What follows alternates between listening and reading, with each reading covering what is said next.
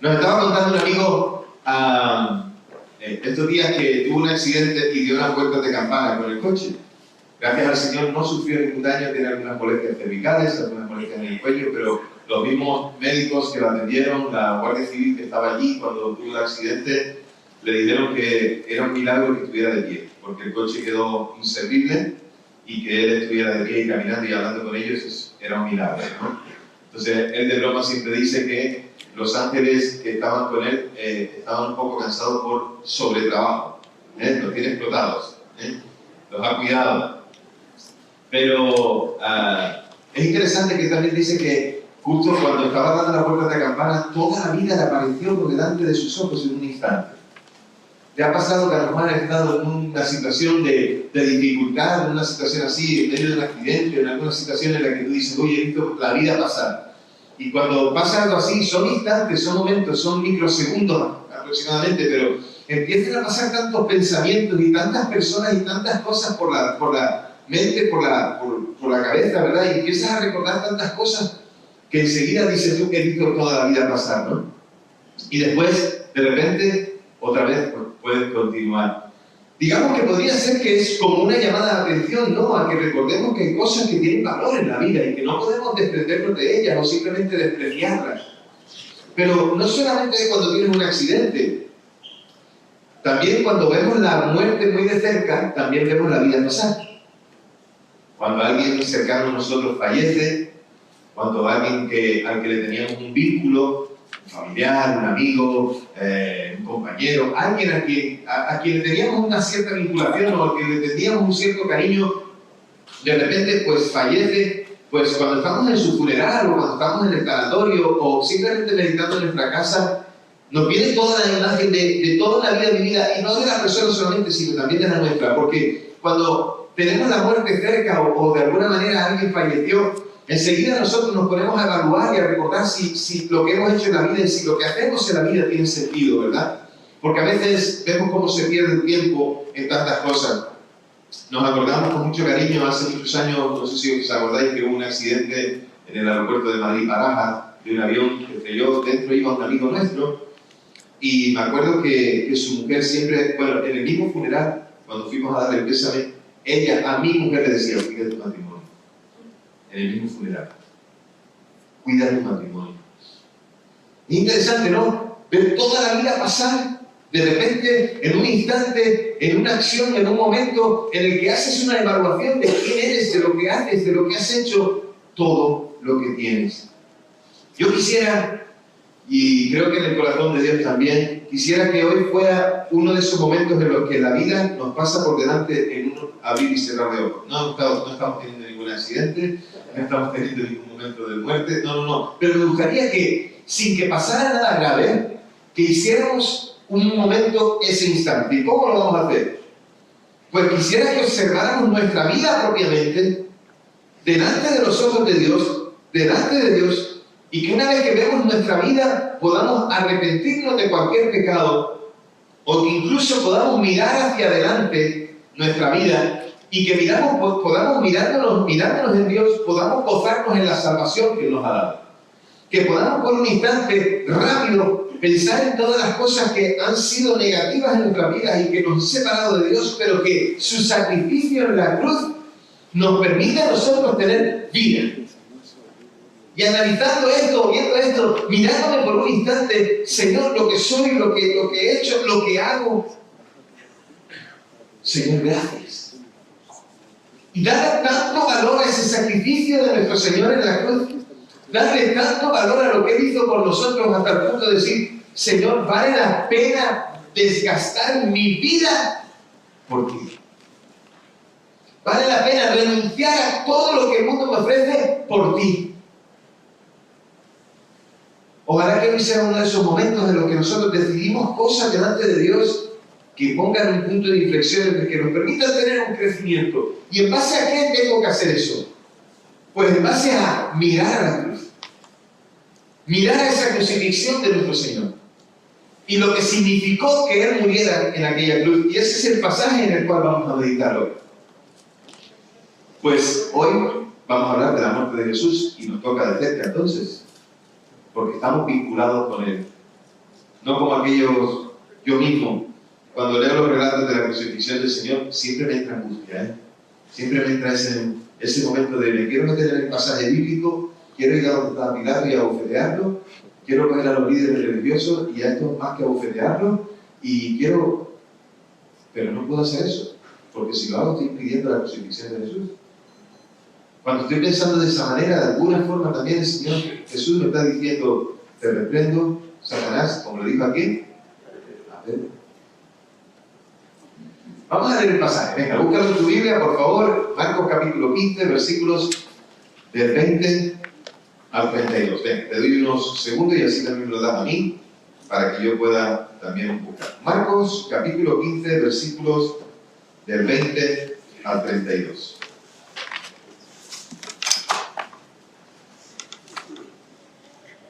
Dice así la palabra del Señor. Obligaron a uno que pasaba, viniendo del campo, a un cierto Simón de Cirene, padre de Alejandro y de Rufo, a que cargara la cruz de Jesús, y lo llevaron al lugar llamado Gólgota, que traducido es lugar de la calavera. Le dieron vino mezclado con mirra, pero él no lo tomó. Y lo crucificaron, y repartieron sus vestidos echando suertes sobre ellos para ver qué se llevaría cada uno. Eran las 9 de la mañana cuando lo crucificaron. Y el título de su acusación estaba escrito, el Rey de los Judíos. Y con él crucificaron a 2 ladrones, uno a su derecha y otro a su izquierda. Y los que pasaban lo insultaban, meneando sus cabezas y diciendo, ah, tú que derribas el templo y lo edificas en 3 días, sálvate a ti mismo y desciende de la cruz. De igual manera, burlándose de él entre ellos mismos, los principales sacerdotes junto con los escribas decían, a otros salvó, a sí mismo no se puede salvar.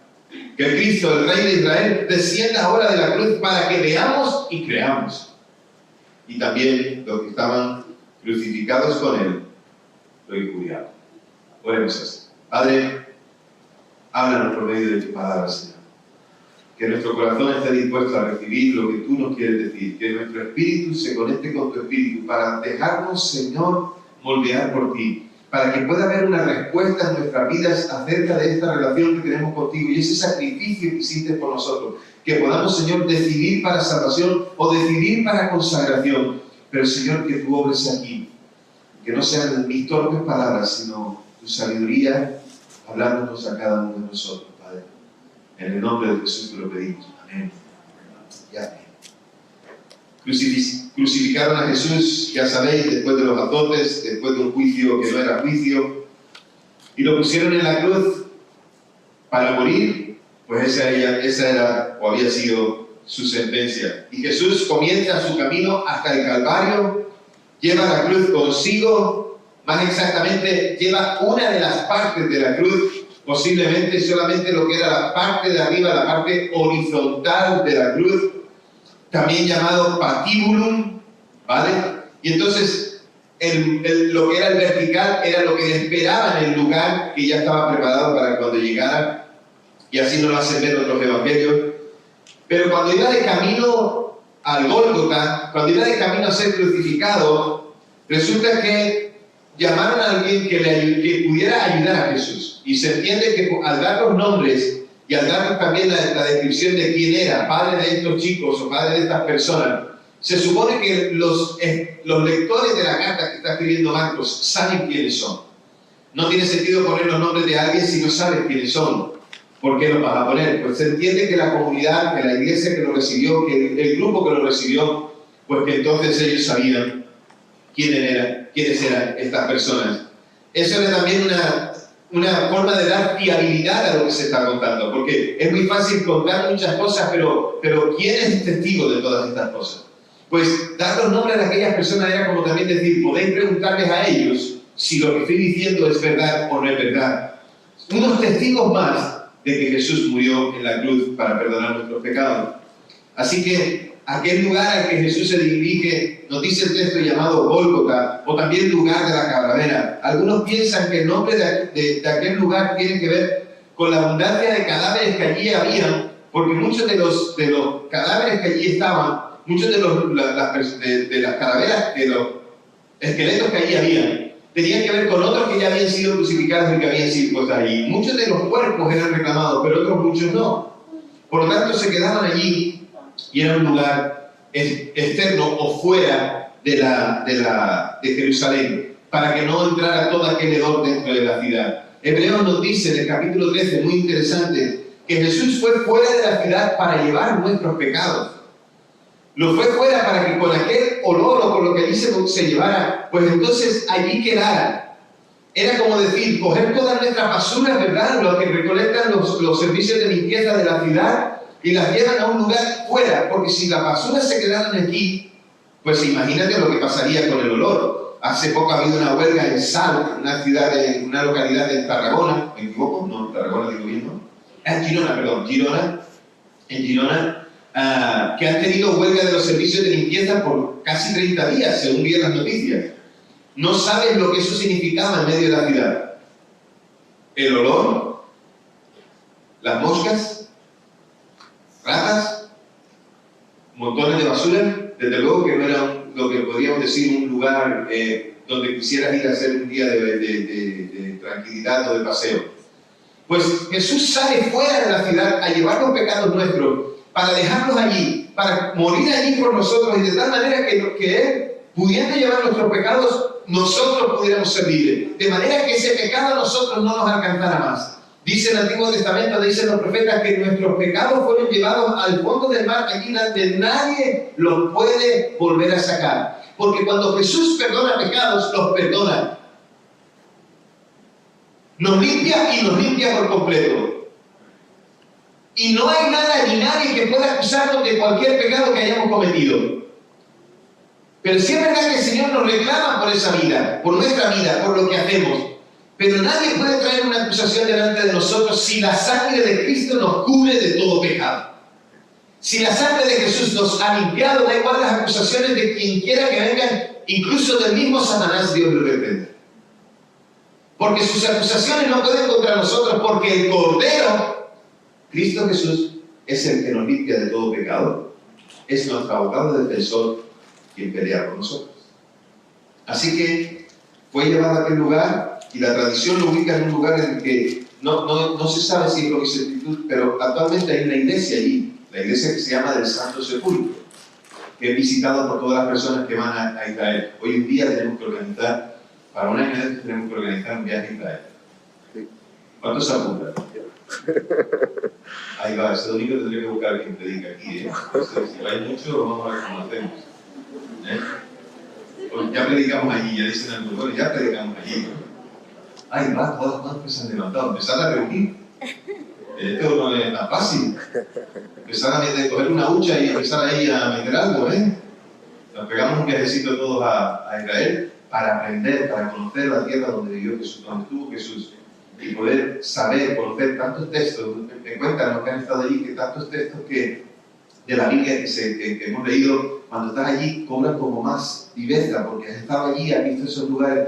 Bueno, no se sabe con exactitud dónde fue crucificado Jesús, pero se dice que allí hay ahora mismo, lo que se cree es que hay una iglesia que está allí que se llama la de Santo Sepulcro, que es muy visitada. No podemos localizar el sitio exacto con certeza, pero las ejecuciones siempre no se hacían siempre en el mismo lugar, pero parece que este era el lugar en el que en estos momentos se hacían.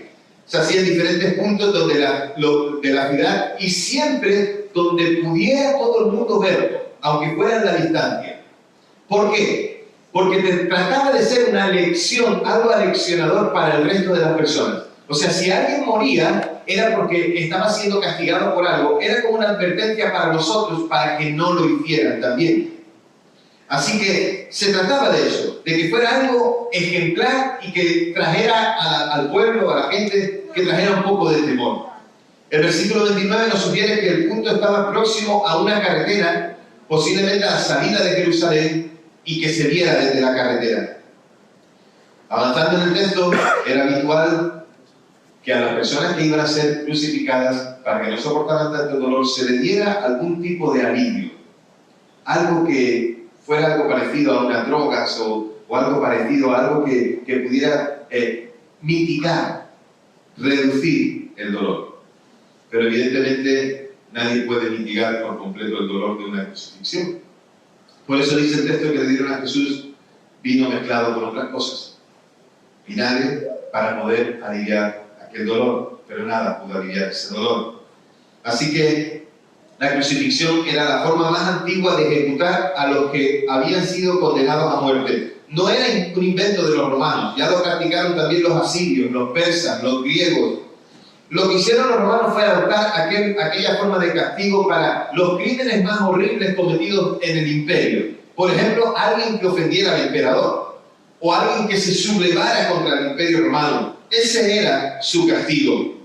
La muerte llegaba por calor, por asfixia, por agotamiento y por hemorragia. Era una muerte cruel, era una muerte dolorosa. No era algo rápido y efectivo, era algo duradero. Y a eso tenemos que recordar y añadir que Jesús ya había sido golpeado, maltratado, azotado, con una corona de espinas sobre su cabeza.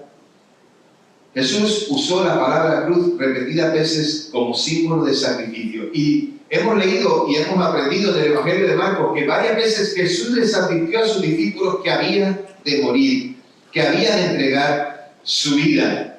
Y el sentido de vergüenza de la cruz se puede ver en varios textos, en Juan capítulo 19, Primera de Corintios capítulo 1, en Hebreos 12. Se puede ver ese sentido de lugar de vergüenza porque era el lugar donde se pagaba.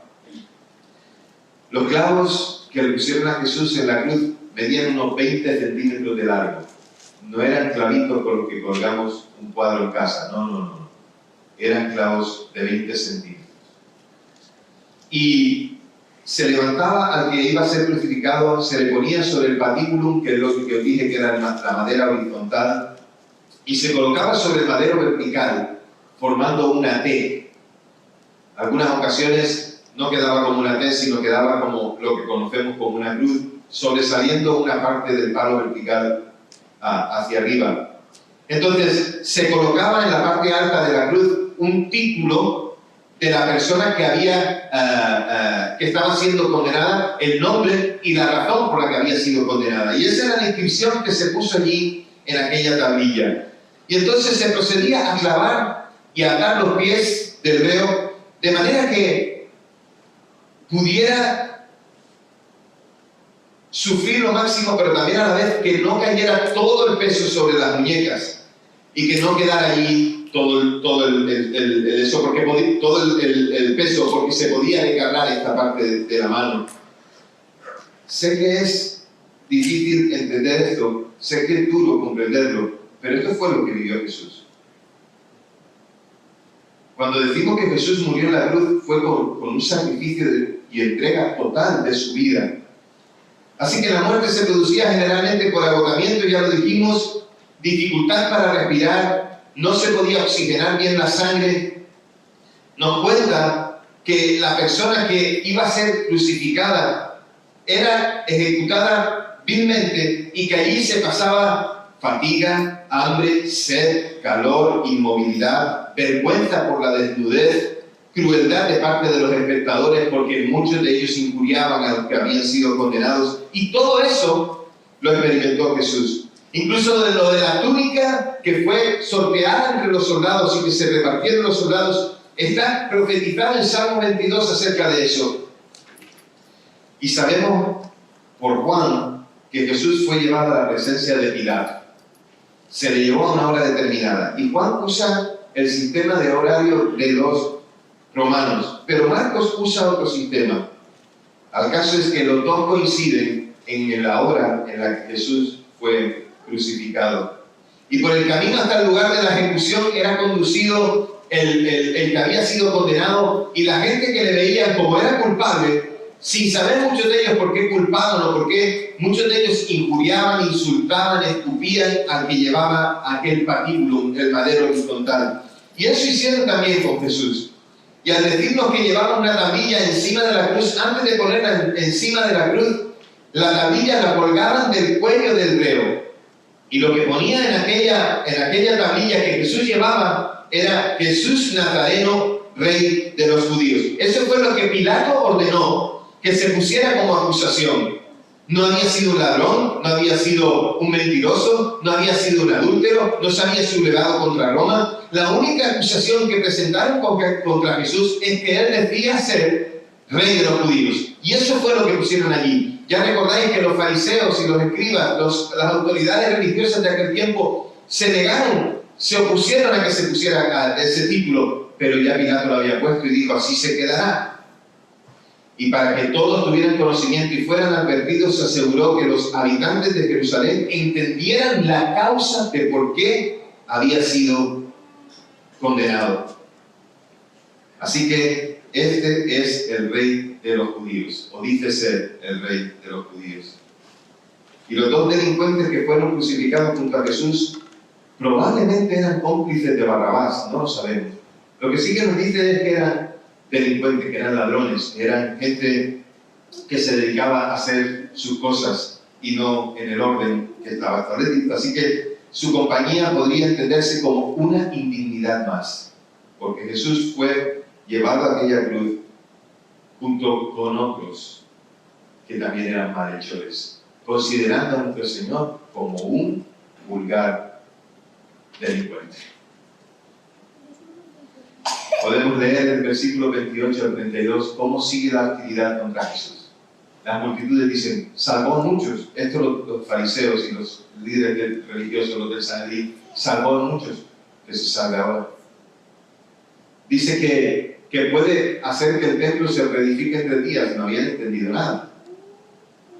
Que baje la hora de esa cruz. Y creeremos.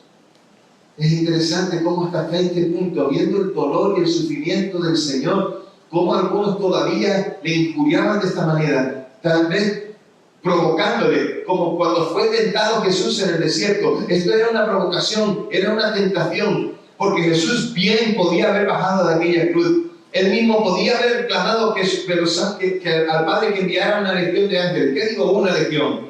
2, 3, 4,000 legiones si quería. Pero solo uno de ellos podía acabar con todos estos y impedir aquel momento. Pero no era la voluntad del Padre tampoco que eso sucediera. Jesús no se atrevió a pedirlo, pero tampoco el Padre iba a hacerlo. Porque Jesús tenía que cumplir ese tiempo de la crucifixión. Y hermanos, iglesia, cuando nosotros estamos viendo esa crucifixión, cuando la vida de Jesús vemos que está a punto de extinguirse, son sus últimos instantes de vida en la tierra, su vida corporal en aquel cuerpo que le recibió en la tierra, dejando su trono de gloria, habita en un cuerpo como el nuestro para vivir como nosotros y entre nosotros, pero sin cometer pecado. Y está sufriendo cruelmente el castigo que él no merecía, pero que está obedeciendo al Padre y cumpliendo aquello para lo cual fue enviado. Sigue sufriendo la afrenta y el desprecio de aquellos que le demandan la señal, que se baje de la cruz. Lo que ha hecho no les basta. Y le demandan que haga algo más para que ellos puedan creer. No habían creído hasta ahora, no creerían si hubiera hecho Jesús algo más. Porque las cosas que hizo Jesús fueron impresionantes. Las cosas que Jesús hizo delante de sus cosas fueron para rendirse a los pies de Él y decir, tú eres el Señor. Porque nadie en aquel lugar, nadie en ningún momento de la historia había hecho las cosas que Jesús hacía. Nadie hablaba con la autoridad con la que él hablaba. Si no le creyeron antes, ¿por qué le iban a creer ahora? Para muchos aquello fue una derrota, pero para otros fue una victoria. Se oían tambores de victoria. Habían vencido. Cuando los emperadores, cuando los ejércitos romanos perdían en una batalla, volvían a Roma y el emperador los esperaba. Y cuando escuchaban de que el ejército romano había vencido y había ganado una batalla, entraban en Roma y todo el mundo hacía fiesta, ruido, cantaba, se alegraba, daba vítores al ejército y el emperador lo recibía. ¿Por qué? Porque habían vencido en la batalla. Podemos imaginar que había muchos en este momento que estaban diciendo, esta es nuestra victoria, qué bueno que hemos vencido. ¿Quiénes pensaron que era una derrota? Los que pensaron que era una derrota podía haber sido los discípulos de Jesús. Muchos de ellos huyeron en el último momento. Jesús sabía que lo iban a dejar, que lo iban a abandonar. Pero algunos allí delante de la cruz, escondidos entre sus mantos, tal vez sintieron que aquello era una derrota. La madre de Jesús pensaría que aquello era una derrota. Los seguidores todos de Jesús, los que en algún momento habían visto a Jesús interviniendo en sus vidas o para ellos, tal vez lo vieron como una derrota. Todos pensaron que aquella muerte cruel e injusta terminara con muchos momentos importantes de su vida. Por delante de ellos pasaba la vida en un instante, recordando los momentos con Jesús. Tantos momentos vividos con el Maestro se evaporan todos en un abrir y cerrar de ojos delante de ellos en aquella cruz. Están viendo la muerte, les está tocando de cerca y todo pasa rápidamente. ¿Puedes recordar algunos de esos momentos, de algunos de ellos? Por ejemplo, la mujer samaritana, el mismo Pedro, Juan, todos recordando aquellas enseñanzas, todos recordando lo que Jesús les dijo, lo que hizo por ellos, y toda la vida pasar. Se difumina para ellos en derrota la esperanza, el gozo, el cambio de vida. Se difuminaba todo aquello, y muchos de ellos eran testigos ante aquella cruz y estaban viendo la vida pasar en un instante. El momento había nublado sus mentes y se habían olvidado de las promesas que Jesús les hizo. También puede ser que sabiendo todas estas cosas y recordando que Jesús les dijo que moriría, que tal vez no quisieran aceptar ese momento. Tal vez no quisieron aceptar que aquello tenía que ocurrir. No vieron el beneficio de la muerte de Jesús, sino más bien la derrota por perder al ser querido, por perder a aquel a quien amaban. Pero ¿quiénes pensaron que era una victoria? Los líderes religiosos tal vez pensaron que era una victoria. Claro, la vida les pasa en un instante también por delante de los ojos.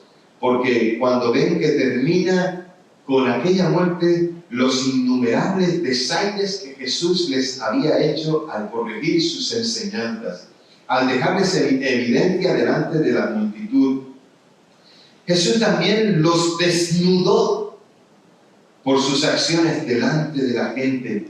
¿Os acordáis aquella frase?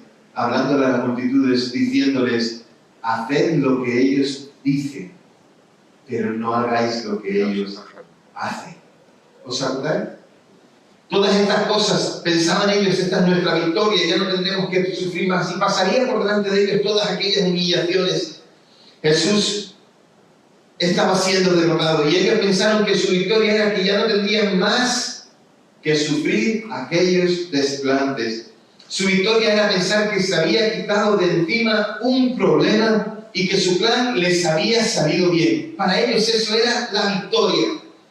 Pilato tal vez era otro, que se quitó de encima a aquellos religiosos que lo molestaban por las acusaciones sobre Jesús. Pero también Satanás es otro que piensa que tiene victoria y que ahora tiene el campo libre para actuar y nadie se lo impedirá. Puede seguir obstaculizando la vida de la gente, de los hombres y mujeres que quieren llegar a Dios sin que nadie se lo impida. Posiblemente él sabía que Jesús iba a ser derrotado, que iba a ser muerto, pero él pensaba que todo quedaría ahí. Su derrota estaba cerca y no lo sabía. La derrota de algunos se convirtió en victoria y la victoria de aquellos otros se convirtió poco después en derrota. Discípulos que cuando vieron la resurrección del Señor se llenaron otra vez de gozo y esperanza, que recibieron fuerzas de parte del Señor cuando recibieron al Espíritu Santo en Pentecostés y pudieron ver entonces a los otros que habían sido derrotados viendo a Jesús resucitar. Y ahora otra vez aquellos discípulos que se habían apagado, otra vez avivados. Y ahora no solamente uno que predica, sino aquellos 12 y todos los seguidores de Jesús multiplicándose por toda la ciudad, predicando el Evangelio del Reino, predicando acerca de Jesús. Y para aquellos que pensaban que tenían victoria, tenían otro problema, el problema de los seguidores de aquel a que habían crucificado.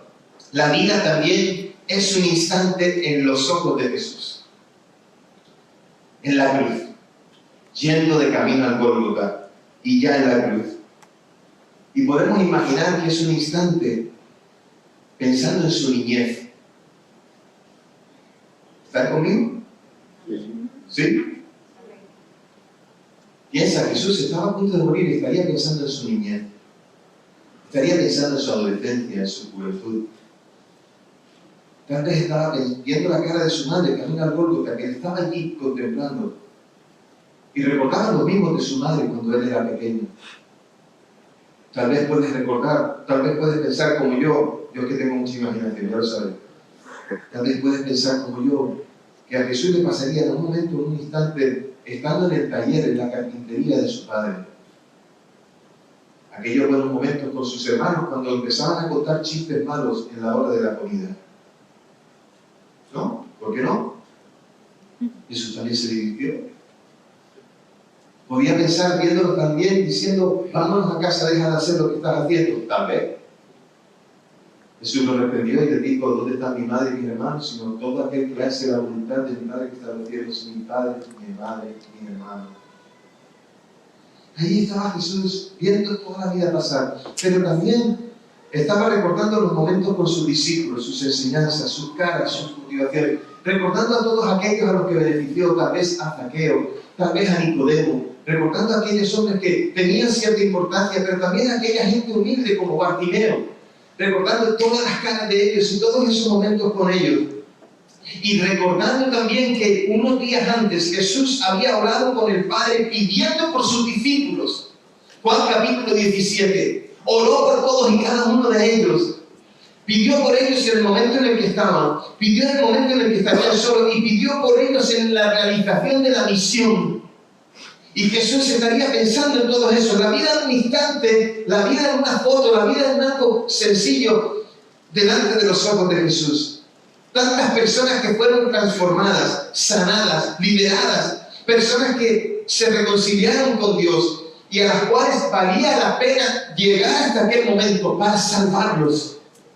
Es importante, es un instante, pasas por tus ojos todos los ataques de Satanás en el desierto y por medio de tantos endemoniados y en ellos y en todos ellos haberlos derrotado, salir victorioso. Todos aquellos momentos pasaban por delante de los ojos en un instante en la vida de Jesús, recordando todo aquello. La imagen de los líderes religiosos, poniéndole siempre en la trampa, la multitud insultándole, los soldados azotándole, los recuerda a todos en un instante en la cruz. Y lo que más me asombra es que antes de morir, le dice al Padre, perdónalos, porque no saben lo que hacen. ¡Wow!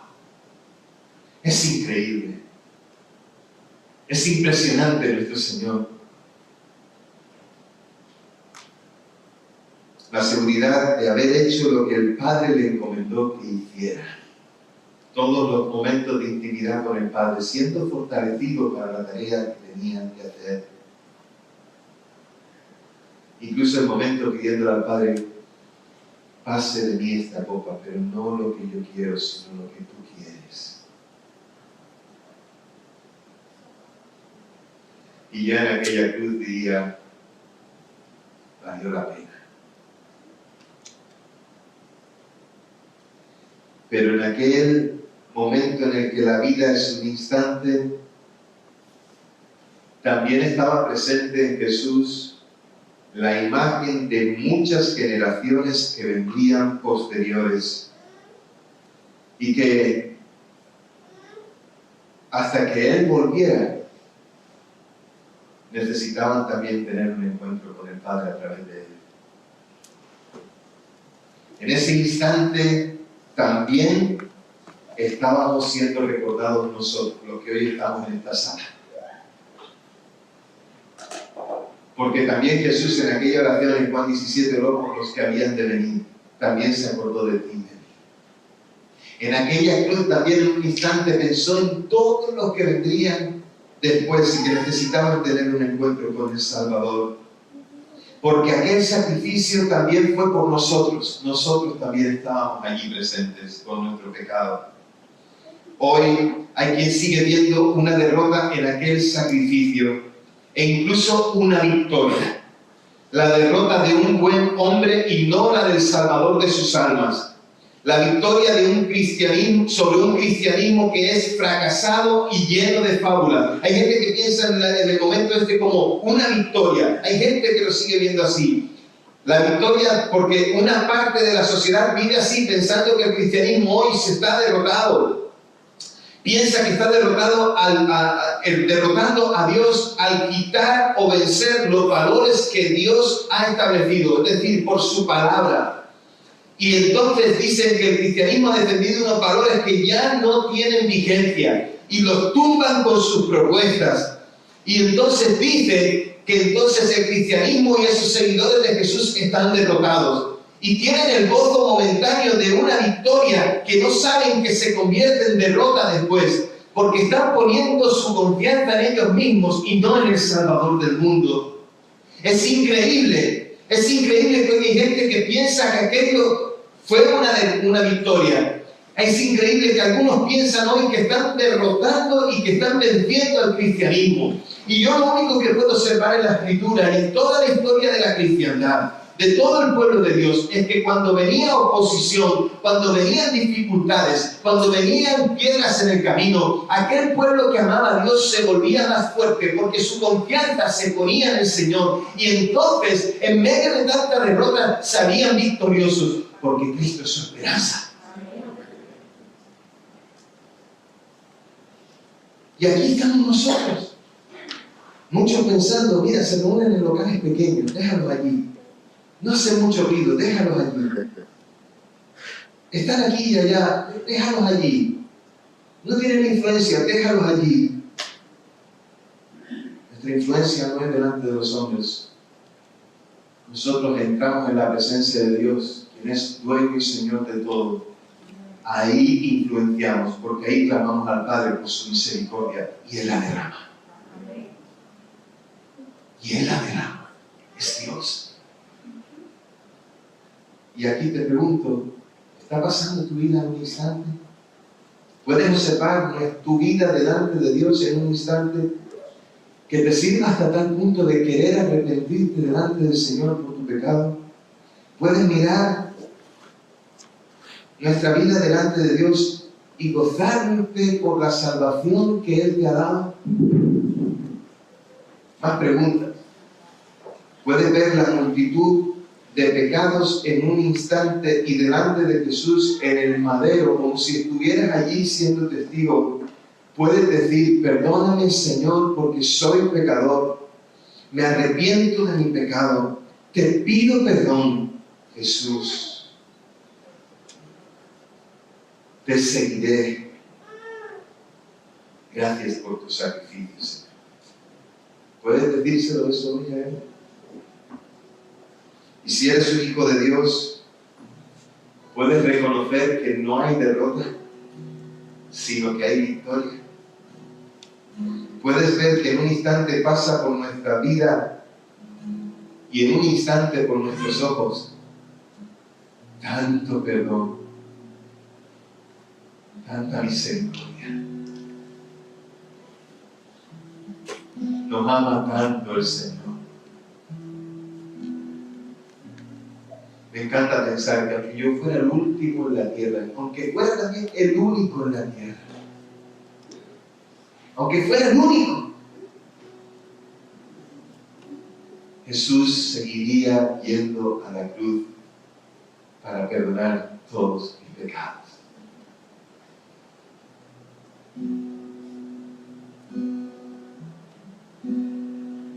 Y tanto amor en nuestro Señor. Todo ese sacrificio fue por amor. Por amor por ti y por mí. Tanto amor. Por razón la Escritura le define como Dios es amor. Y nadie puede igualarlo a Él. Nadie puede ser igual a Él en esto.